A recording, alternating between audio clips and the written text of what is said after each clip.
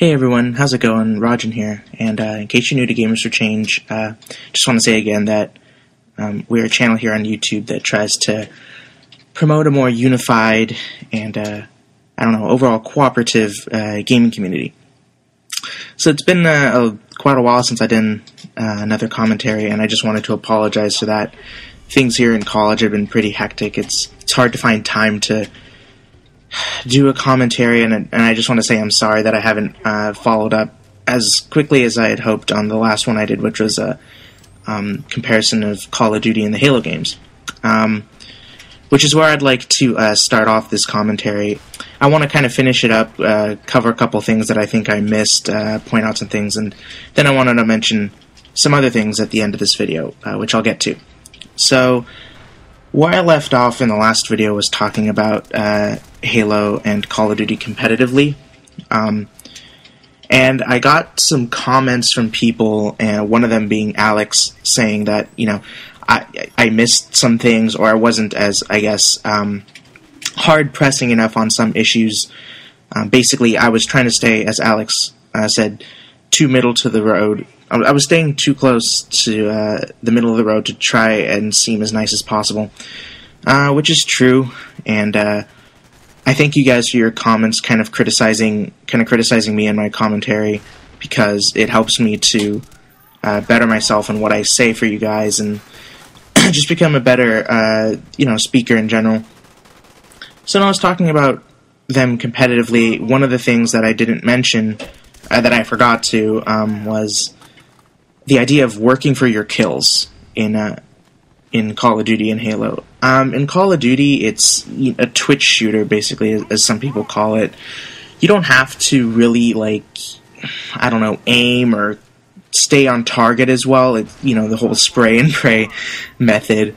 You just kind of hold down your trigger in the general area of the enemy, and you kill them really quickly. It only takes a few bullets to kill someone in Call of Duty. In Halo, on the other hand, it takes 4 very well-placed BR shots to the head to take someone out. If you're lucky, that is, in Halo 3 or in Halo 2. But overall, it takes so much more to work for your kills. It's not like you can just flick your thumbstick in the direction of another person and get a kill within a couple seconds. You actually have to stay on target and move with the person and make sure that you take them down. And this is really, really essential it's a really essential fact for why Halo has succeeded, especially in MLG, so much more than Call of Duty has, because you, put quite simply, have to work for your kills. It takes so much more skill having this in Halo, having this ability to maneuver your thumbsticks in a way where you're following a person as they jump through the air, strafe, crouch, stay on target with them and land headshots, because in Halo especially, headshots are such a big deal, with the DMR or BR, staying on target and make sure you get those 4 or 5 headshots. Well, in Call of Duty, you just basically aim for, the legs or the chest, Headshots are just a byproduct of almost an accident of your gun kicking up into their head due to view kick. View kick is when another person shoots you and your gun is basically, your player twitches in the game and your gun twitches upward and lands on their head and you happen to get a headshot. But that beside the point, gosh, I can't speak today.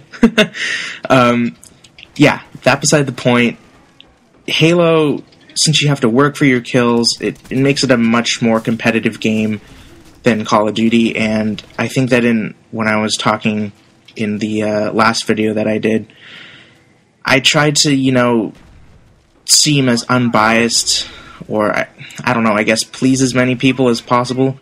Yeah, that was a mistake that I made, and so I just wanted to clear that up and say that, yeah, I do honestly believe that Halo is a much more competitive game than Call of Duty for that reason. The next thing that I wanted to talk about with both games that's not competitive related is the campaign, which for first-person shooters these days isn't really, that big of a deal. You play the campaign once, for a couple of hours or something, you're done with it, you set it aside and you move on to you move on to the multiplayer, and that's basically where you spend most of your time. You spend hours and hours playing multiplayer. But campaign's an important part too. A lot of people who don't have Xbox Live, which, believe it or not, there are quite a few people who don't have Xbox Live, and sometimes just buy games for the single player. This is important, and it's important to look at both games and compare their single player. So, Call of Duty. I really enjoy the campaign mode in Call of Duty games, even though they're not linked between each game. Except for the Modern Warfare series, for the most part, most of the Call of Duty games, their campaigns are not linked. You can play them separately, and you can understand them pretty well. They have this element to them where it's almost playing through this kind of cliched action movie, which is kind of fun. You're going on these different missions, whether you're Soap or Price or Ghost. You're playing through these different objectives. Sneaking around, trying to complete a mission. I really like that. I think it's really cool. It's fun. It has something that Halo doesn't, where it's a lot more involved. It involves you in the characters much more, in my opinion, than it does Halo. You feel for the characters a lot more. For instance, when Ghost died, I know that everyone in the community had a big outrage about this. It was pretty heartbreaking to everyone. The campaigns in Call of Duty do make you feel something for the players. In Halo, on the other hand, I don't think it makes you feel that way as much. You're just walking around as Master Chief, this badass dude, and you're just kind of kicking ass and destroying millions of aliens, just by yourself, and it's kind of an emotionless character. And while you played through the Halo 1, Halo 2, Halo 3 campaign, and you play as the same character, for me, it just isn't as emotionally driven as the Call of Duty series. It seems to be that they don't do as good of a job as connecting you with the characters and making you feel something for them. The thing that I do like, though, is that, you play each campaign and you have to play each part to really understand the storyline. Even to this day, there are still parts of the storyline that in Halo that are really complicated that I don't understand, and there's so much to it. You can go on a Halo wiki and read for hours about the Halo storyline. It's really, really complicated and in-depth, and they did a great job developing it, and third-party developers did a good job of creating books that develop more on the Halo universe and storyline, where something that Call of Duty doesn't have as much of. So I really like Halo in that aspect, where the Halo universe is this complex, machine where it's really hard to understand things that are going on unless you spend the time understanding it. So that's kind of where I wanted to wrap up the Halo and CoD comparison. They're both really great games, but I'd like to make a final note that even after all this comparison, it's still hard to compare these games. I know that a lot of people do it, but it should also be brought up that there's such different games, they're so different in so many respects that it's kind of hard to compare them, right? I mean, sure, they're both first-person shooters, and if there was some sort of, award in gaming for best first-person shooter, obviously these two games would, square off against each other because they're two monumental games.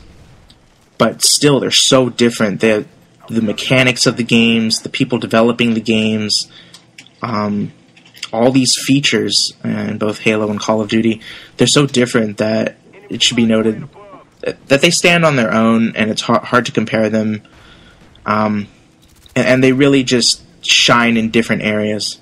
Lastly, I wanted to note that in Adam's last video, the most recent video before this one, a lot of people were saying, we want Halo gameplay, we want to see it, don't let Halo die. I just wanted to say that for me, it's really hard to play Halo 3 or Halo Reach. I don't enjoy them as much as some people. That's why I play Call of Duty. So I'm sorry. Definitely Alex will probably be bringing you some Halo gameplay. Oh, so one more thing I wanted to mention was, what do you guys want me to do? Do you guys want me to do some sort of commentary on actual gameplay in the future, like maybe commentate my own gameplay. Do you guys want me to give some life advice? I kind of want to know what you guys want to see from me.